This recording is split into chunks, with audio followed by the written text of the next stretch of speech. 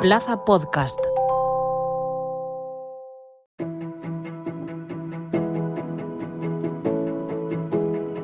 El Senado de Alicante Plaza.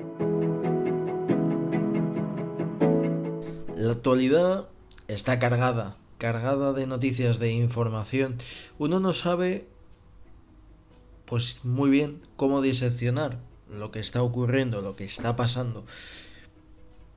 En el ejercicio del periodista, de calibrar pues lo que es importante o discernir entre lo importante y lo urgente, valga la redundancia, hoy en día cada día es más complicado.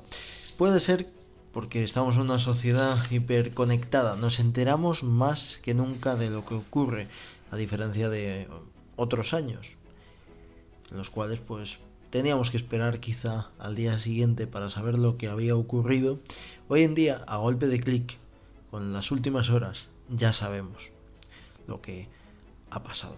Y eso tiene sus ventajas.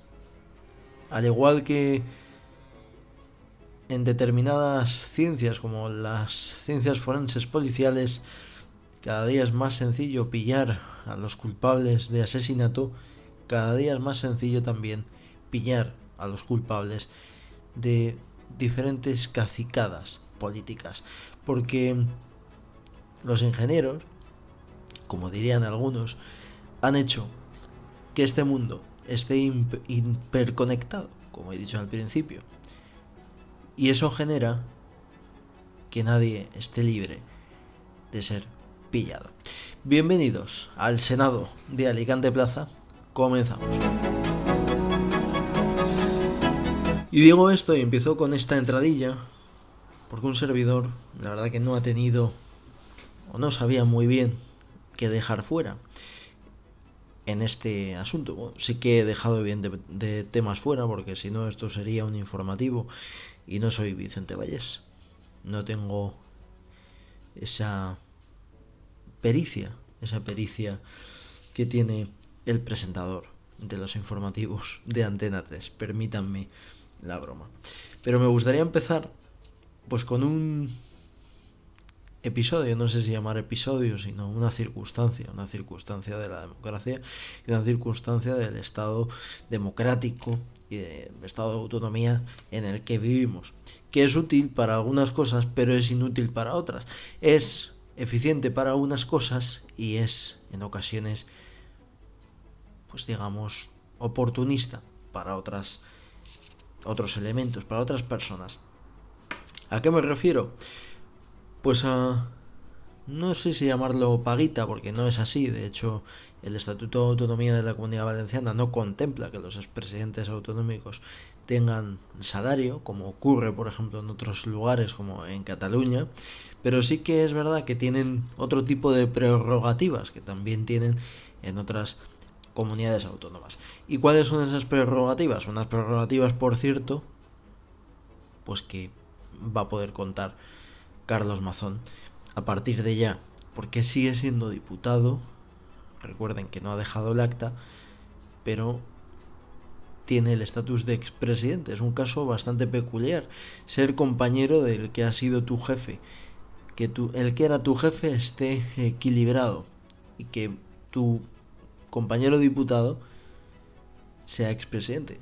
Tengo la curiosidad de cómo le tratarán, ¿no? Si le llamarán señor honorable expresidente o le llamarán por su nombre, por ser compañero de bancada. Sin más dilación y sin intención de enrollarme, me estoy refiriendo pues a el despacho con el que va a poder contar Carlos Mazón. También los asesores ya dicen por ahí que ya los tiene pues prácticamente fichados, o no fichados, sino que ya los tiene colocados, y se refieren además a los dos amigos, a sus dos escuderos, el señor Cuenca y el señor Lumbreras. Habrá que ver para qué necesita esos dos asesores. ¿Para qué necesita una persona que ya no tiene ningún tipo de cargo de responsabilidad, simplemente por la inercia del pasado y de la historia, de una historia reciente y de una historia personal? por qué tiene que tener un despacho y 2 asesores. Y no solo eso, sino que también tiene derecho a escolta y a chofer. Es decir, eso podríamos decir, no sé hasta qué punto es comprensible, ¿no? A lo mejor lo de escolta, si me apuran, sí, al final no estamos ante una persona que ha sido un cargo de responsabilidad, ¿no? Pero precisamente por esta honorabilidad que también tienen, por cierto, los presidentes de gobierno, y que los presidentes de gobierno sí que tienen sueldo vitalicio, pues a veces deberíamos preguntarnos si no es un gasto pues que podríamos ahorrarnos para, no voy a hacer demagogia, ¿no? Pero sí que es verdad que podrían ir a otras partidas, porque no estamos para regalar el dinero, ¿no? Y si no, que se lo digan a la gente que lo está pasando mal, ¿no? Podríamos entrar también, ¿no? La izquierda ha entrado, curiosamente no critican todas los sueldos de las comisiones parlamentarias, ya sea a nivel autonómico o a nivel nacional, pero me refiero pues básicamente al nombramiento que ha tenido Carlos Mazón por estar en una comisión, ¿no? Que eso le va a suponer pues aumentar su salario durante el año y evidentemente durante los meses, ¿no? Nos han preguntado si a lo mejor habría que eliminar las comisiones, valga la redundancia, por las comisiones en las que está un diputado, por los grupos de trabajo. Porque al final un diputado está para eso, para estar en grupos de trabajo, para velar por un tema determinado. Para el que está en la comisión de seguridad o el que está en la comisión, no sé, de la DANA, pues la gente le ha votado precisamente para eso, para que legisle, para que esté trabajando en aras de un funcionamiento y de una auditoría correspondiente. Yo nunca he entendido por qué había que cobrar suplementos por estar en una comisión simplemente para hacer tu trabajo. Esto es como si los profesionales en cuestión que ya tienen buen sueldo, me refiero a los señores diputados, pues cobrasen por cada día que van a trabajar. No tiene ningún sentido. Tampoco entiendo lo de cobrar por acudir a los plenos cuando se cobra. En fin, cosas del estado de bienestar democrático que en ocasiones se han montado. Luego otro tema de actualidad que es interesante y que creo que es escandaloso es el conocido caso Salazar, ¿no? Este personaje siniestro sacado de una película de Torrente, haciendo verídicas todas las escenas acuñadas y creadas por Santiago Segura. Y ya dijo el propio director, el propio productor, que es que tenía que reescribir muchas veces el guión de la nueva película de Torrente, Torrente Presidente se va a llamar, porque a veces la realidad superaba a la ficción. Y en este caso afecta además a 2 paisanas nuestras, a 2 valencianas. Me estoy refiriendo a Pilar Bernabé, que es la actual secretaria de Igualdad del Partido Socialista a nivel nacional, y que tendría que haber velado por hacer ver precisamente estas denuncias de este presunto acoso realizado pues por este cargo de mucha confianza de Pedro Sánchez. Y luego también está la propia Rebeca Torró, una vieja conocida también por seguro todos ustedes. Estuvo ejerciendo durante un tiempo como portavoz del Partido Socialista en las Cortes Valencianas. Y a día de hoy es la secretaria de organización del Partido Socialista a nivel nacional y tampoco hizo nada. Al contrario, es como dicen muchos periodistas, como si intentaran ocultar este caso, como si pretendiesen convertir al señor Salazar en un elefante en el cual pues no hay que mirar. No hay que mirar al elefante y hay que desviar la atención del escándalo. Otro tema, ya les digo, la actualidad está cargadita, es básicamente pues el asunto de del juicio de la Dana, ¿no? Que, permítame la expresión, está siendo más largo que un día sin pan. Pero es que lo merece. Hablando personalmente de sin pan, porque es que hay gente que todavía no tiene casa. Y seguramente esa gente le da igual la demora de ese juicio mientras se haga justicia. Habrá que ver, ¿no? Evidentemente, esa famosa frase de si la justicia tardía es justicia o no. Pero hay tantas diligencias, como se diría a nivel judicial, que la jueza de Catarroja pues no sabe por dónde más tirar. Y no sabe por dónde más tirar porque es que no dejan de salir tentáculos. Y parece que hemos llegado a un punto en el cual están diciendo pues todos lo que piensan, todos la verdad. Algunos en sede judicial, otros en la televisión, como la señora Salomé Pradas, es consellera del gobierno de Carlos Mazón.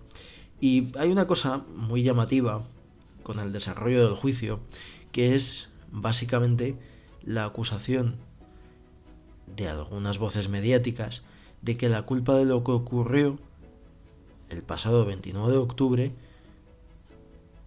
no, el pasado no, el de hace un año y medio casi, pues fue culpa de los técnicos. Es decir, como si no fuese culpa de los políticos. Me estoy acordando de un buen amigo al que tuve la suerte de entrevistar, y precisamente en esa entrevista lo comentó, que es que siempre tienen la culpa los ciudadanos.